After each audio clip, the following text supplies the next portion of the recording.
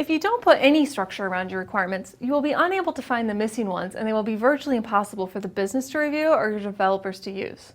After all, how many of us had developers use requirements documents as a paperweight and never even crack the document?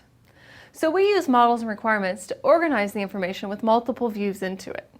That helps us to identify missing gaps in the information that show up in the form of glaring holes in the models. We may still have to have detailed written requirement statements in addition to those models, but the visual model gives context to that lower level of detail. The models also allow us to focus in on a smaller subset of the requirements.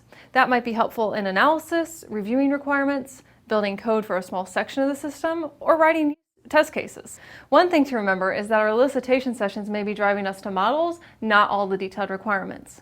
And then on our own, we can do analysis to extract the detailed requirements from those models. And sometimes the models will be able to stand on their own, so the development team can use them just as is. The point is, though, requirements models may not be the only thing you have to create. RML is a language we developed full of visualization models.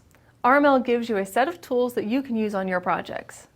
Each model in the language is designed to be as simple as possible and convey only the necessary information about your requirements. There are some models and requirements that we've seen where the syntax to create the model is so complicated that you need a lesson on how to read the model.